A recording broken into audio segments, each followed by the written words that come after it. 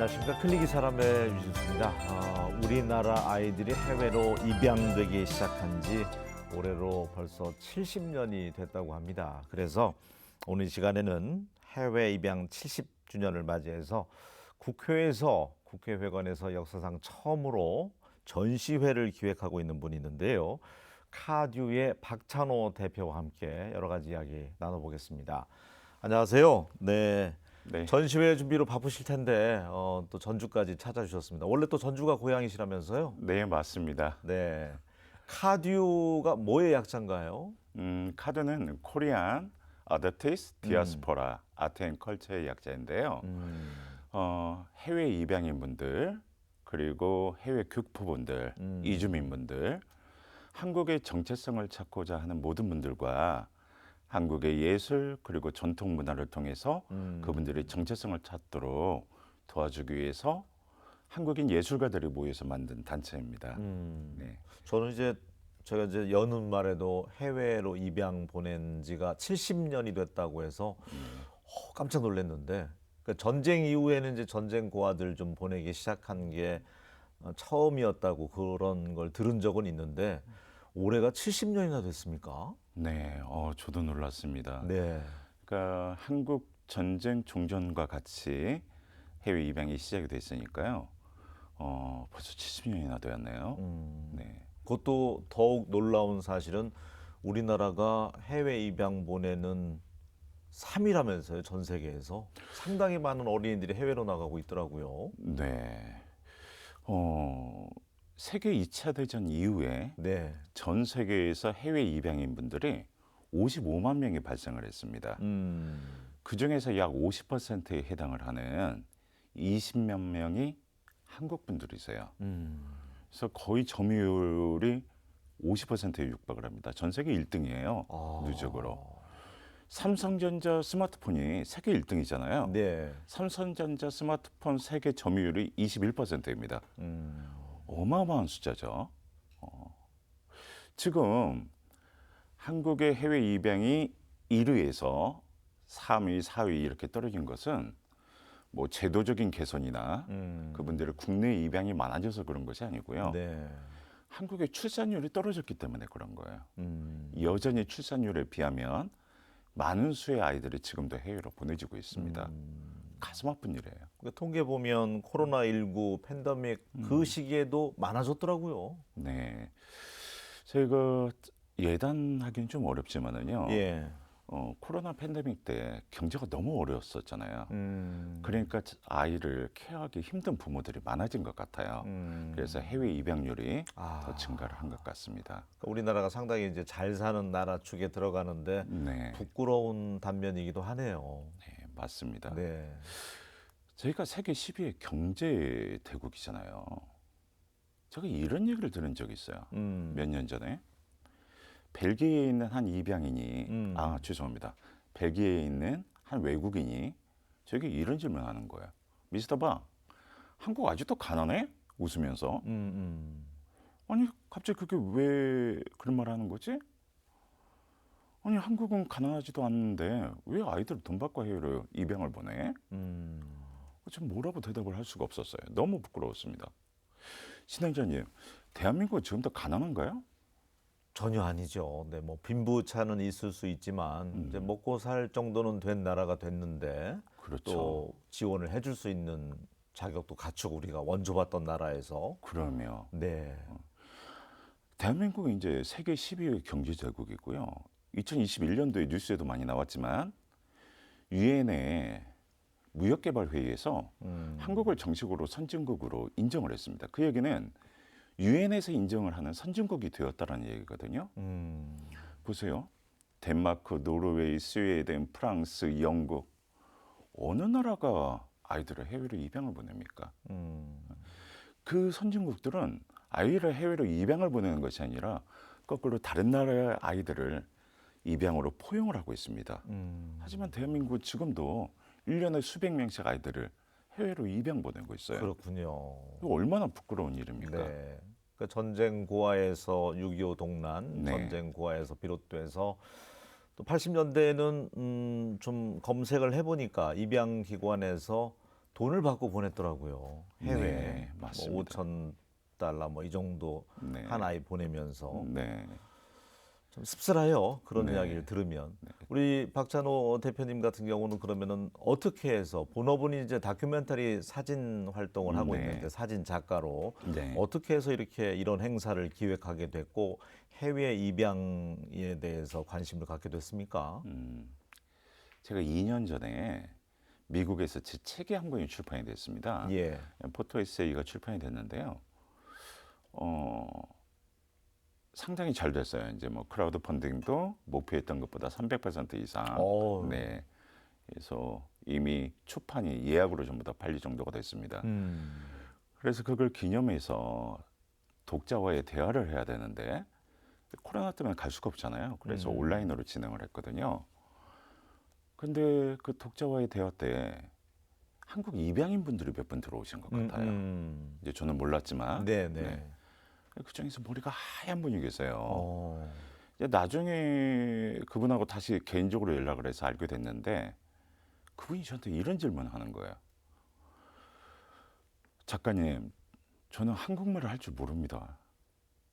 저 한국 문화도 잘 몰라요. 그런데 저 어디 가면 한국 사람이라고 말하고 싶어요. 아. 그래도 괜찮을까요?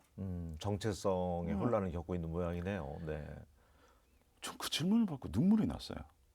자기가 한국 사람이라고 기억을 해주는 것들도 너무 감사한데 그분이 어디 가서 자신 있게 한국 사람이라고 말을 못하는 그 현실도 너무 가슴이 아팠습니다.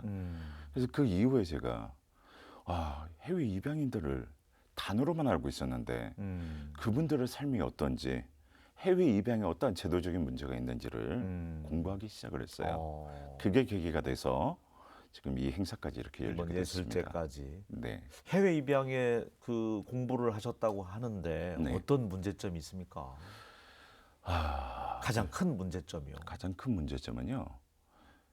무엇보다 지금도 해외 입양이 이루어지고 있다는 것이 가장 커다란 문제라고 생각을 합니다.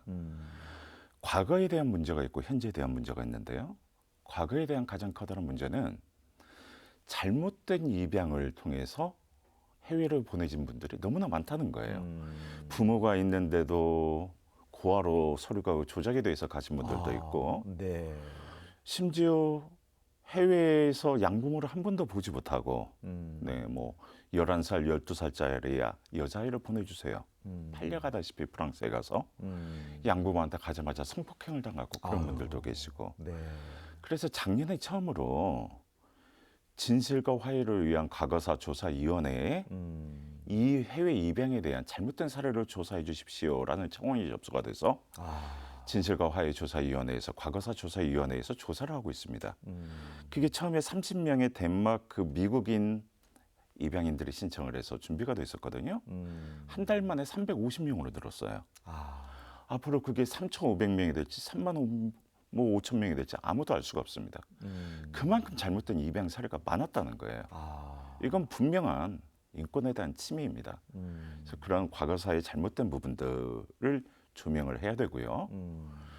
그다음에 지금 현재도 선진국이 된 현재도 해외 입양을 보내고 있다는 이 사실 자체가 잘못된 거라고 생각을 합니다. 이제는 선진국이 되었잖아요. 예. 부모가 아이를 키울 수 없으면 국가가 아이를 키워야 됩니다. 대한민국 이제 그만한 능력이 충분히 되는 나라잖아요. 네. 뭐 수만 명이 되는 것도 아닙니다. 몇백 명입니다. 이제는 그 정도는 충분히 키울 수 있는 나라입니다. 맞습니다. 네. 네. 입양하면 우리가 이제 입양의 날도 있잖아요. 그래서 가슴으로 낳은 자녀다 해서 입양의 날 행사도 하고 캠페인도 하고 하는데 해외 입양을 좀 지양하고 국가가 이제 맡아서 관리를 좀 해야 된다. 사실 인구도 줄어들고 있는데 그럼요. 그런 말씀을 해주셨는데 다 잘 사는 게 아니었더라고요. 가보면 네. 힘들고 아까 뭐 성폭행도 당하고 이런 끔찍한 일도 겪은 입양인들도 상당히 많더라고요. 뉴스를 보면. 네. 예. 양부모에게 학대를 당하셔서 정신병원에 여러 번 갔다 오신 분도 계세요. 아까 저에게 저 한국 사람이라고 어디 가면 말하고 싶어요라고 얘기를 하신 분도 입양에 대한 후유증과 양부모의 학대로 아직도 트라우마가 남아서 성인이 돼서도 정신병원을 다녔었던 아유. 그런 경험도 있고요. 네. 그러니까 앞서 이제 오고 가던 이야기 중에 이제 서류를 또 위조해서 고아여야만이 쉽게 입양을 해외로 보낼 수 있으니까 네. 그러다 보니까 이분들이 다시 이제 뭔가 뿌리를 찾기 위해서 해외 입양 가신 분들이 우리나라를 찾는 건 정체성 문제, 뿌리를 찾기 위해서 오는 사례가 많더라고요. 친부모와 살려고 오는 그런 거보다는 네. 그런데 정보 공개도 지금 안 돼서 난항을 겪고 있다고 그런 상황인 거죠. 네. 예.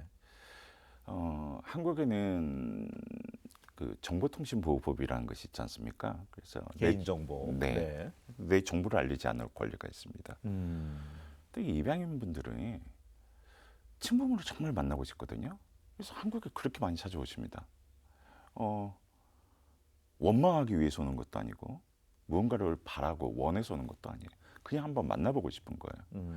그런데 그분들의 소재가 어떻게 파악이 돼서 연락을 하더라도 생모가 아니라고 하고 만나기 싫다고 얘기를 하면 만날 수가 없는 거예요. 그분들 다시 외국으로 돌아가게 되면 네. 2번 버려지는 것이 됩니다.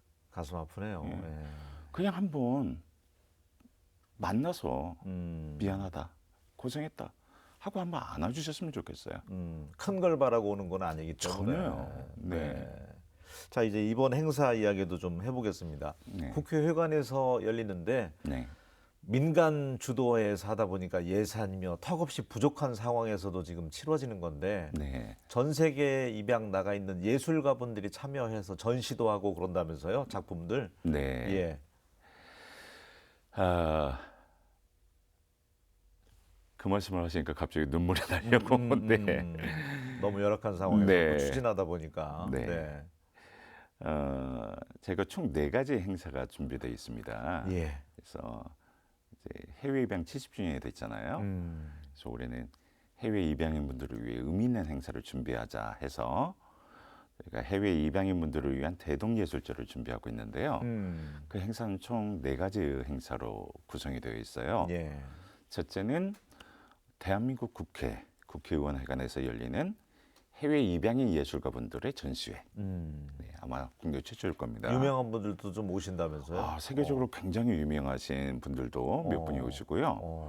어. 불과 얼마 전 네덜란드에서 유명한 여성 예술가들에게 1년에 한 명씩 수영을 하는 테오도라상이라는 것이 있습니다. 그걸 또 수상하신 분들. 그분도 역시 해외 예. 입양 가신 분이고. 예, 세진창이라는 분이신데요. 네. 작년에 부산 비엔날레에서도 전시를 하셨던 그런 분입니다. 그분도 영상 작업으로 참여를 하시고 뭐 미국의 유명한 예술대학교 교수도 있습니다. 그런가 하면 정말 아마추어 분들도 계세요. 그러니까 저희는 예술이 결과가 아니라 그 과정도 정말 소중하다. 자다가 꿈속에서 뭔가 여자분이 보이는데 그분이 엄마 같대요. 그러면 자다가 깨가지고 그림을 그렸답니다. 엄마라고 생각하고. 그분들의 작품을 어떻게 안 보여줄 수 있습니까? 그렇네요. 네. 예. 그래서 저희가 그런 행사를 준비를 하고 있는데요. 해외 입양인 예술가분들의 전시회를 국회에서 준비를 하고 있고요. 그다음에 4월 21일에는 해외 입양인 분들과 대한민국 국회의원분들 5분이 도와주고 계십니다. 함께 대한민국 국회 회의실에서 해외 입양에 대한 포럼을 준비를 하고 있습니다. 그리고 저희가 4월 22일에는 이 예술제의 공식 개막식 그리고 국가무형문화재분들의 전통예술 공연 대동극 마더랜드라는 공연을 준비하고 있고요. 그다음에 4월 23일에는 역시 국회의 전시가 서울 인사동 한복판으로 옮겨져서 좀 더 많은 시민들께 보여드리고 싶은 마음이 그렇게 준비를 했습니다. 거기에서 해외 입양인 예술가분들이 직접 자기 자신의 작품에 관해서 일반 시민들께 설명을 해드리는 그러한 작가와의 대화 시간도 준비를 했습니다. 무엇보다도 이제 현직 국회의원들이 도움을 그래도 한 4-5명 정도가 준다고 하니까 네. 이 해외 입양에 대한 개선점, 문제점이 수면 위로 좀 올라오는 그런 기대감이 있네요. 네. 특히 바로 이곳 전주의 국회의원이세요. 예. 해외 입양에 대해서 정말 많은 일을 하고 계시는 김성주 의원님께서 정말 많이 도와주고 계십니다. 그렇군요. 제가 네. 너무 감사드려요. 네. 그리고 서울 동작구의 이수진 국회의원, 그다음에 더불어민주당의 비례대표 강민정 국회의원, 그다음에 광주 광산구의 민영배 국회의원, 역시 비례대표인 윤미향 의원, 그렇게 5분께서 저희를 도와주고 계시고요. 네. 저희가 총 4가지 행사 가운데에서 국회에서 열리는 포럼에 대한 비용, 그다음에 진행 그 모든 것들을 도와주시고 함께 주최를 해주고 계십니다. 네. 어쨌든 뭐 전 세계 해외 입양 나간 그 예술가가 돼서 다시 이제 모국을 찾는 건데 네, 우리 전통 공연도 보여주고 하면서 네, 한국인의 정체성과 DNA를 심어줄 수 있는 또 그런 자랑스러운 행사이기도 될 것 같아요. 네. 네. 좀 전에 진행자님께서 이제 저희 예산 없이 어떻게 진행을 하고 있느냐. 모든 행사는 예산이 중요하잖아요. 네, 맞습니다. 예. 네. 사실 그 질문에 대한 대답을 좀 전에 못 드렸는데요. 제가 정말 힘들었어요. 네, 지금도 여전히 힘듭니다. 네. 사실 어느 재단에서 저에게 처음에 자금을 조금 지원할 용의가 있다라는 제안을 받았습니다. 근데 그분들께서는 해외 입양에 대한 긍정적인 얘기만 해주기를 원하더라고요. 근데 저희가 그럴 수가 없었어요. 반절은 행복하게 크신 분들도 있지만 네. 나머지 반들은 여전히 고통 속에서 트라우마로 어머니를 찾고 싶어서 한국에 와 계시고 그런 분들이 있는데 저희가 좋다고만 말할 수가 없었던 거예요. 일단 뭐 카드 입장은 네. 우리 아이들은 해외가 아닌 우리나라에서 보살펴야 된다는 게 가장 앞선 개념이잖아요. 맞습니다. 예. 그래서 저희가 야, 우리 이 돈 받지 말자. 우리가 힘들어도 우리끼리 어떻게 한번 해보자 해서 저희들이 이제 사람을 모았고 함께 할 분들을 모았습니다.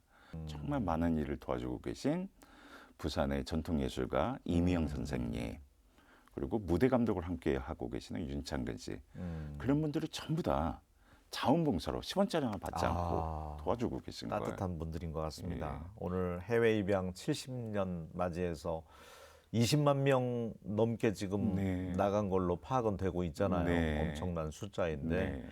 이제 정부가 할 수 있는 일은 그분들이 정체성을 찾고자 뿌리를 찾고자 왔을 때는 좀 만남이 자유롭게 네. 부모하고 앞서 언급한 것처럼 살겠다고 오는 게 아니잖아요. 그럼요. 네. 자기의 원래 이름이라도 좀 알기 네. 위해서 오는 분들인데 법을 좀 개정해서라도 네. 그분들이 뿌리를 좀 찾을 수 있게 도움을 줬으면 좋겠다는 생각이 드는데 어떻습니까? 네, 맞습니다. 예. 저희가 법적으로 조금 살펴봐야 될 문제들이 있습니다. 아까 얘기를 했었던 개인정보 보호법. 그래서 내 정보를 숨길 권리도 정말 중요하지만 예. 자식의 부모를 찾고 싶은 권리도 좀 중요하다. 그런 것들이 좀 인지가 됐으면 좋겠고요. 그다음에 한국에 다시 와서 살고 싶은 분들이 계세요. 근데 이 이중국적 문제가 좀 어려운 문제예요. 한국에서는 허용을 하는데 그 나라에서는 허용이 안 되는 국가들이 있거든요. 그러니까 수십 년 동안 프랑스에서 살았고 벨기에에서 살았는데 갑자기 국적을 버리고 한국에서 살기가 힘든 거예요. 그런데 한국에서는 국적을 가져야지만 그분들에게 국민의 지위가 부여가 되니까. 그러니까 우리가 고려인 특별법, 조선족 특별법 뭐 그런 것들이 있었지 않습니까? 그런 것처럼 해외 입양인 분들도 네. 비자 단계에서 대한민국 국민으로서의 어떤 조금 보호를 받을 수 있는 그런 법적인 개정도 좀 있었으면 좋겠다 하는 것들이 저희의 중요합니다. 바람입니다. 이달 초에 보니까 독일로 입양 갔던 분이 이제 42년 만에 DNA를 맞춰 봐서 네. 엄마하고 이제 친엄마와 상봉을 한 뉴스가 참 따뜻하게 네. 다가왔는데 정부가 어쨌든 보냈잖아요. 네. 그분들이 다시 이제 모국을 찾아왔을 때 좀 만날 수 있게 뿌리를 찾을 수 있게 적극적으로 좀 도와줬으면 좋겠다는 생각을 오늘 이야기 나누면서 다시 한번 새삼 실감을 하게 됐습니다. 이번 행사 잘 치렀으면 좋겠고요. 네. 앞으로 사진 다큐멘터리 사진 작가로서도 또 열심히 활동하셨으면 좋겠는데 뉴욕 타임즈까지 어쨌든 소개가 됐다고 하니까 네. 한편으로는 우리 전주 출신이고 하셔서 또 자랑스럽기도 한데 앞으로 계획 듣고 마무리 네. 짓도록 하겠습니다. 제가 사실 꼭 하고 싶은 얘기가 하나 있습니다. 네. 좀 해도 될까요? 하셔야죠. 네. 네. 제가 이 얘기 안 하고 가면 너무 가슴이 아플 것 같아요. 네. 음. 제가 이 혹시라도 방송을 보시는 시청자분들께 음. 꼭 부탁을 드리고 싶은 것이 어떤 있습니다. 말씀? 예. 첫째는 그분들이 엄마를 찾으러 오면은 좀 따뜻하게 안아주고 찾을 수 있도록 도움을 주셨으면 좋겠다 하는 것이 첫 번째고요. 두 번째는 그분들을 야 불쌍하다 안쓰럽다 그렇게 말씀하지 않았으면 좋겠어요. 그걸 그분들이 너무나 싫어하십니다. 또 상처가 되겠죠. 그렇죠. 네. 네. 그분들 그 나라에서 입양에 대한 상처와 인종차별을 극복하고 스스로 잘 자라오신 분들이거든요. 그래서 그분들에게 불쌍하다라는 그런 동정이 아니라 멀리서 찾아온 이웃처럼, 친구처럼, 친척처럼 그렇게 대해 주셨으면 좋겠습니다. 그렇게 그리고 응원을 해 주셨으면 좋겠어요. 동정이 아니라. 그리고 마지막으로 해외 입양에 대한 문제는 예. 이건 해외 입양인들의 문제가 더더욱 아닙니다. 이제는 이건 대한민국의 자존심에 관련한 문제고 대한민국의 국격에 관련된 문제입니다. 그래서 해외 입양이 나하고 동떨어진 문제다 네. 이렇게 생각을 하지 않고 이건 대한민국 국격에 관련된 문제다. 대한민국의 품격에 관련된 문제다. 이렇게 생각을 하시고 해외 입양 문제에 대해서 관심을 좀 많이 가져주셨으면 알겠습니다. 좋겠습니다. 예. 오늘 이야기 나누면서 참 부끄럽기도 하고 한편은 네. 또 씁쓸하기도 하고 네. 여러 가지 생각이 들었던 것 같습니다. 예산 없이 치러지는 행사지만 그래도 잘 치러내서 다시 한번 많은 국민들이 네. 이 해외 입양 문제에 대해서 관심을 가질 수 있도록 성황리에 잘 행사 마쳤으면 좋겠습니다. 함께해 주셔서 고맙습니다. 네, 감사합니다. 네. 고맙습니다. 예, 간혹 우리 전라북도 전주에도 해외 입양 가신 분들이 이제 뿌리를 찾기 위해서 찾는 경우가 더러 있더라고요. 이분들 오늘 나온 이야기처럼 따뜻한 시선으로 좀 보듬어 주시고 감싸 안아 주셨으면 좋겠습니다. 저는 다음 시간에 다시 인사드리겠습니다. 고맙습니다.